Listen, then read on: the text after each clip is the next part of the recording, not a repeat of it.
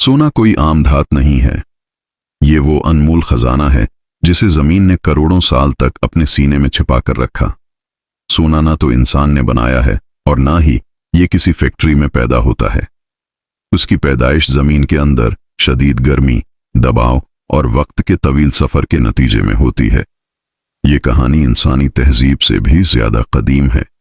साइंसदानों के मुताबिक सोना जमीन की ऊपरी सतह पर नहीं बनता, बल्कि जमीन की गहराइयों में तश्कील पाता है, जहां दर्जा हरारत हजारों डिग्री तक पहुंच जाता है। वहां पिघला हुआ लावा और मादनी मादे आपस में मिलते हैं और आहिस्ता आहिस्ता सोने के निहायत बारीक ज़रात बनते हैं। ये ज़रात इतने छोटे होते हैं कि आंख से नजर नहीं आते, लेकिन वक्त के साथ साथ ये चट्टानों के अंदरकीद हो जाते हैं। जब जमीन की टेक्टोनिक प्लेटें हरकत करती हैं, ज़ेरे जमीन दबाव बढ़ता है, आतिश फशां फटते हैं और पहाड़ वजूद में आते हैं, तो यही सोना लिए हुए चट्टानें जमीन की सतह के करीब आ जाती हैं। यहीं से इंसान की तलाश शुरू होती है। सोना उमूमन अकेला नहीं पाया जाता, बल्कि पत्थरों, चट्टानों और मिट्टी के साथ मिला हवा होता है। दुनिया में सोने के ज्यादातर ज़खायर पहाड़ी इलाकों में पाए जाते हैं। ये पहाड़ देखने में आम लगते हैं, मगर उनके अंदर कीमती धातुओं की रगें छिपी होती हैं। माहिरीन अर्जियात उन इलाकों का सर्वे करते हैं, जमीन के नमूने लेते हैं, चट्टानों की कीमियाई जांच करते हैं और जदीद मशीनों की मदद से ये मालूम करते हैं कि वहां सोना मौजूद है या नहीं। जब किसी इलाके में सोने की मौजूदगी साबित हो जाती है, तो वहां कानकनी यानी माइनिंग का काम शुरू हो जाता है। कहीं खुले मैदान में बड़े बड़े पहाड़ काटे जाते हैं और कहीं जमीन के नीचे सुरंगें बनाई जाती हैं। भारी मशीनों, ड्रिल्स और धमाकी खीज मवाद की मदद से चट्टानों को तोड़ा जाता है। इन टूटी हुई चट्टानों को ट्रकों में भरकर माइनिंग साइट से क्रशिंग प्लांट या फैक्ट्री की तरफ भेजा जाता है। यहां एक निहायत अहम बात समझने की है कि उन पत्थरों में सोने की मिकदार बहुत कम होती है। कई बार एक टन पत्थर में सिर्फ चंद ग्राम सोना होता है, लेकिन चूंकि सोना बेहद कीमती होता है, इसलिए ये सारी मेहनत फायदेमंद साबित होती है। कान से निकलने वाले ये पत्थर असल सोना नहीं होते, बल्कि उन्हें और कहा जाता है। और वो पत्थर होते हैं जिनके अंदर सोने के निहायत बारीक ज़रात छिपे होते हैं। देखने में ये बिल्कुल आम पत्थर जैसे लगते हैं, लेकिन उनके अंदर छिपा हुआ सोना उन्हें बेहद कीमती बना देता है।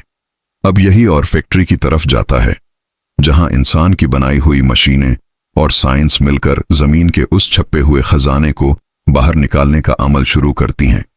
यही वो हमरहिला है जहां कुदरती सोना सुनाती अमल का हिस्सा बन जाता है। यहीं से सोने के असल सफर की शुरुआत होती है। पत्थर टूटेंगे, पैसे जाएंगे, केमिकल्स से गुजरेंगे और आहिस्ता आहिस्ता हुआ सोने वाला पत्थर यानी और फैक्ट्री या प्रोसेसिंग प्लांट में पहुंचता है। तो यहीं से असली औद्योगिक सफर शुरू होता है।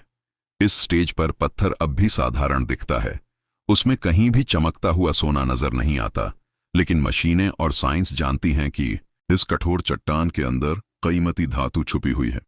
सबसे पहला चरण होता है क्रशिंग। बड़े बड़े पत्थरों को विशाल क्रशर मशीनों में डाला जाता है। ये मशीनें पत्थरों को छोटे टुकड़ों में तोड़ देती हैं। इसका मकसद ये होता है कि चट्टान की शक्ति कम हो जाए और उसके अंदर छुपे सोने के कण बाहर आने के लिए तैयार हो जाए। इस दौरान पूरा इलाका मशीनों की आवाज और कंपन से गूंजता रहता है। क्रशिंग के बाद पत्थर अब भी पूरी तरह बारीक नहीं होता, इसलिए अगला चरण होता है ग्राइंडिंग। इन टूटे हुए पत्थरों को बड़ी बड़ी घूमती हुई मिलों में डाला जाता है, जहां ये पानी के साथ मिलकर बहुत बारीक पाउडर बन जाते हैं। यह पाउडर इतना महीन होता है कि रेत जैसा महसूस होता है। इसी बारीक पिसाई से सोने के कण पूरी तरह आजाद हो पाते हैं। अब यहां से प्रोसेस थोड़ा ज्यादा तकनीकी हो जाता है, क्योंकि सोना सीधे दिखाई नहीं देता, इसलिए इसे अलग करने के लिए केमिकल प्रोसेस का सहारा लिया जाता है।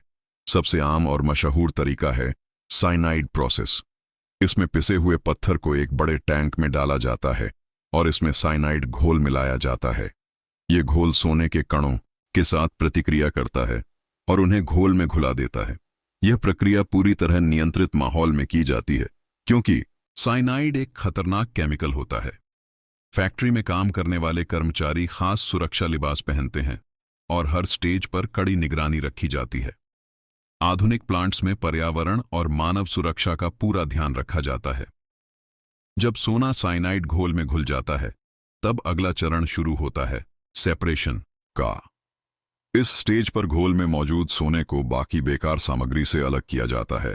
इसके लिए एक्टिवेटेड कार्बन या जिंक का इस्तेमाल किया जाता है। सोना इन मटेरियल्स के साथ चिपक जाता है और धीरे धीरे घोल से अलग हो जाता है। अब सोना तरल से अलग होकर एक गाढ़े मटेरियल की शक्ल में इकट्ठा हो जाता है, लेकिन यह अभी भी पूरी तरह शुद्ध नहीं होता। इसमें दूसरे धातुओं के अंश मौजूद होते हैं। फिर भी इस स्टेज पर यह साबित हो जाता है कि पत्थर के अंदर छुपा हुआ सोना अब इंसान के हाथ में आ चुका है। इसके बाद इस गाढ़े मटेरियल को फिल्टर किया जाता है और सुखाया जाता है। सुखाने के बाद जो पदार्थ बचता है उसे गोल्ड कंसंट्रेट कहा जाता है। यह कंसंट्रेट दिखने में भूरा या काला सा होता है, लेकिन यही वह आधार होता है जिससे आगे चलकर शुद्ध सोना निकाला जाता है। इस पूरे चरण में एक बात साफ समझ में आती है कि सोना निकालना सिर्फ ताकत का काम नहीं बल्कि दिमाग और तकनीक का खेल है।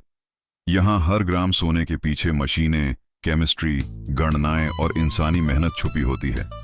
अब तक का सफर पहाड़ से फैक्ट्री तक का था, जहां पत्थर टूटकर पाउडर बना और केमिकल के जरिए सोने को अलग किया गया। लेकिन अभी कहानी खत्म नहीं हुई। असली चमक तो तब आएगी जब यही कंसंट्रेट रिफाइनिंग के मरहले से गुजरेगा। यहीं से अगला चरण शुरू होगा, जहां गंदा और अशुद्ध सोना साफ किया जाएगा, पिघलेगा, तपेगा और अपने शुद्ध रूप में ढलेगा। यही वह स्टेज है जहां सोना सच में सोना बनता है। जब सोना पूरी तरह रिफाइन होकर 99.9% शुद्ध हो जाता है, तब उसकी औद्योगिक यात्रा का सबसे अहम और अंतिम चरण शुरू होता है। अब यह सोना सिर्फ एक धातु नहीं रहता, बल्कि मूल्य, सुरक्षा और शक्ति की पहचान बन जाता है। रिफाइनरी से निकलते ही सबसे पहले इसे ठोस रूप में ढाला जाता है, जिसे आमतौर पर गोल्ड बार कहा जाता है। गोल्ड बार अलग अलग आकार और वजन में बनाए जाते हैं। कुछ बार छोटे होते हैं जो निवेश के लिए इस्तेमाल किए जाते हैं, जबकि कुछ बहुत भारी होते हैं जिन्हें बैंक और सेंट्रल रिजर्व में रखा जाता है। हर गोल्ड बार पर उसका वजन, शुद्धता, सीरियल नंबर और रिफाइनरी की मुहर लगी होती है। ये मुहर इस बात की गारंटी होती है कि सोना अंतर्राष्ट्रीय मानकों पर खरा उतरता है। इन गोल्ड बार्स को कड़ी सुरक्षा के साथ विशेष कंटेनरों में रखा जाता है। सुरक्षा सिर्फ ताले की नहीं होती, बल्कि डिजिटल ट्रैकिंग, कैमरे और गार्ड्स की निगरानी भी होती है, क्योंकि यहाँ एक एक बार की कीमत करोड़ों में हो सकती है। इसके बाद यह सोना अलग अलग इंडस्ट्रीज में भेजा जाता है। सोने का एक बड़ा हिस्सा ज्वेलरी इंडस्ट्री में जाता है। ज्वेलरी फैक्ट्रियों में गोल्ड बार को फिर से पिघलाया जाता है, लेकिन ज्वेलरी बनाने के लिए 24 कैरेट सोना ज्यादा नरम होता है, इसलिए इसमें तांबा या चांदी मिलाकर 22 कैरेट या 18 कैरेट सोना तैयार किया जाता है। इससे सोना मजबूत हो जाता है और रोजमर्रा के इस्तेमाल के लायक बनता है। इसके बाद कुशल कारीगर और आधुनिक मशीनें मिलकर सोने को अलग अलग डिजाइनों में ढालते हैं। अंगूठी, हार, कंगन और अन्य गहने बनाए जाते हैं। हर डिजाइन में सटीकता और सफाई का खास ध्यान रखा जाता है। एक छोटी सी गलती भी पूरे गहने की कीमत कम कर सकती है। ज्वेलरी तैयार होने के बाद उसे पॉलिश किया जाता है ताकि उसकी चमक और सुंदरता निखर कर सामने आए। फिर उसकी गुणवत्ता की जांच होती है। वजन, शुद्धता और डिजाइन सब कुछ परखा जाता है। इसके बाद ही वह बाजार में बिक्री के लिए भेजी जाती है। सोने का दूसरा बड़ा इस्तेमाल निवेश के रूप में होता है। लोग सोना इसलिए खरीदते हैं क्योंकि यह समय के साथ अपनी कीमत बनाए रखता है। जब दुनिया की अर्थव्यवस्था में उतार चढ़ाव आता है, तब सोना सबसे सुरक्षित सरमाया माना जाता है। इसी वजह से बैंक, हुकूमतें और सरमायाकार सोना जखीरा करते हैं। अंतर्राष्ट्रीय बाजार में सोने की कीमत हर दिन बदलती रहती है। यह कीमत मांग और आपूर्ति, राजनीतिक हालात, मुद्रा की स्थिति और वैश्विक घटनाओं पर निर्भर करती है। इसलिए सोना सिर्फ एक धातु नहीं बल्कि पूरी दुनिया की अर्थव्यवस्था से जुड़ा हुआ तत्व है। आज आधुनिक तकनीक के दौर में सोना सिर्फ गहनों या सिक्कों तक सीमित नहीं रहा। इसका इस्तेमाल इलेक्ट्रॉनिक्स, मेडिकल उपकरण, स्पेस टेक्नोलॉजी और कंप्यूटर चिप्स में भी होता है। इसकी उच्च चालकता और जंग से बचने की क्षमता इसे बेहद कीमती बनाती है। अगर पूरी यात्रा को देखा जाए तो सोने का सफर पहाड़ की चट्टान से शुरू होकर इंसान की जिंदगी का अहम हिस्सा बन जाता है। यह सफर मेहनत, विज्ञान, तकनीक और समय का संगम है। यही वजह है कि सोना सदियों से इंसान के लिए कीमती रहा है और आइंदा भी रहेगा। यही वह कहानी है जो दिखाती है कि एक साधारण सा पत्थर कैसे दुनिया की सबसे कीमती धातुओं में बदल जाता है। पहाड़ों की खामोशी से लेकर बाजार की रौनक तक सोने की यह यात्रा अपने आप में एक अद्भुत कहानी है। जब सोना मुकम्मल तौर पर रिफाइन होकर 99.9% खालिस हो जाता है, तब उसके सुनाती सफर का सबसे अहम और आखिरी मरहला शुरू होता है। अब यह सोना सिर्फ एक धात नहीं रहता, बल्कि कदर, तहफ़्फ़ुज़ और ताकत की पहचान बन जाता है। रिफाइनरी से निकलते ही सबसे पहले उसे ठोस शक्ल में ढाला जाता है, जिसे आमतौर पर गोल्ड बार कहा जाता है। गोल्ड बार मुख्तलिफ साइज और वजन में बनाए जाते हैं। कुछ बार छोटे होते हैं जो सरमायाकारी के लिए इस्तेमाल होते हैं, जबकि कुछ बहुत भारी होते हैं जिन्हें बैनक और मरकजी ज़खायर में रखा जाता है। हर गोल्ड बार पर उसका वजन, खालिसपन, सीरियल नंबर और रिफाइनरी की महर लगी होती है। ये महर इस बात की गारंटी होती है कि सोना बीन इलाक़वामी मयार पर पूरा उतरता है। इन गोल्ड बारिज को सख्त सिक्योरिटी के साथ खुसूसी कंटेनर्स में रखा जाता है।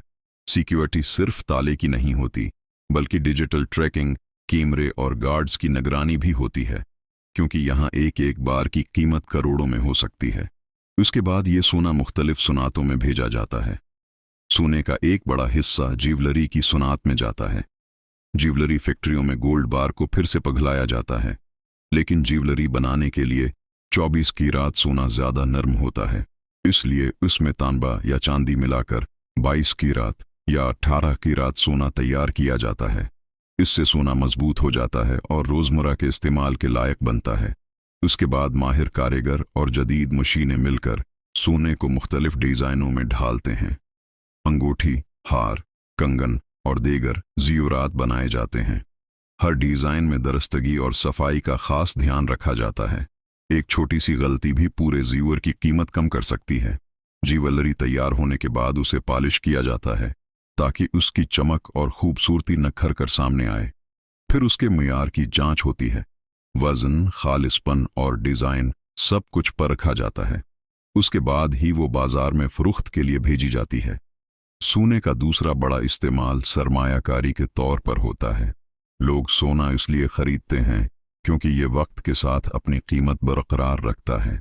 जब दुनिया की मईशत में उतार चढ़ाव आता है, तब सोना सबसे महफूज सरमाया माना जाता है।